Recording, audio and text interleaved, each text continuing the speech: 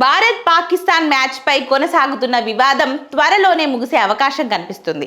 2026 T20 world cup లో ఫిబ్రవరి 15న కొలంబోలో జరగాల్సిన match పై boycott నిర్ణయాన్ని ఉపసంహరించుకునే దిశగా పాకిస్తాన్ అడుగులు వేస్తుంది. ఈ నేపథ్యంలో ఐసీసీ ప్రతినిధులు ఇమ్రాన్ ఖవాజా, ముబషీర్ ఉస్మానీ పాకిస్తాన్ కు వచ్చి పీసీబీ చైర్మన్ మొహసిన్ నఖ్వీతో కీలక సమావేశం నిర్వహించారు.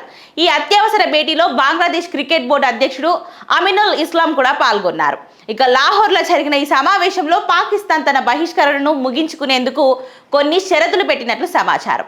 పీసీబీ చైర్మన్ నఖ్వీ ఐసీసీ ముందు 3 ప్రధాన డిమాండ్లు ఉంచారు.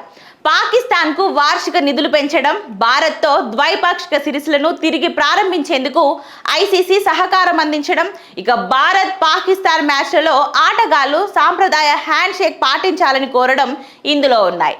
ఆసియా కప్ లో చోటు చేసుకున్న నో హ్యాండ్ షేక్ ఘటనకు ఈ సందర్భంగా నఖ్వీ ప్రస్తావించినట్లు తెలుస్తుంది.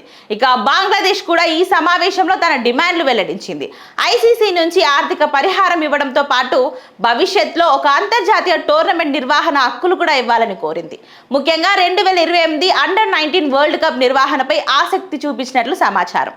తాజాగా చర్చల్లో ఐసీసీ అధికారులు బీసీబీ ఉంచిన డిమాండ్లను ఐసీసీ బోర్డు ముందు ఉంచుతామని హామీ ఇచ్చినట్లు సమాచారం.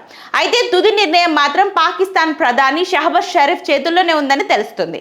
మొహసిన్ నఖ్వీ త్వరలోనే ప్రధాని షరీఫ్ ను కలిసి ఈ విషయంపై చర్చించనున్నారు. ఆ తర్వాతే భారత్ పాకిస్తాన్ మ్యాచ్ పై తుది ప్రకటన వచ్చే అవకాశం కనిపిస్తుంది. ఇక శ్రీలంక క్రికెట్ బోర్డు కూడా పాకిస్తాన్ కు లేఖ రాసి నిర్ణయాన్ని పునఃపరిశీలించాలని కోరింది. గతంలో తమ సహకారం గుర్తు చేస్తూ ఇప్పుడు పరస్పరం సహాయపడాల్సిన సమయమని పేర్కొంది.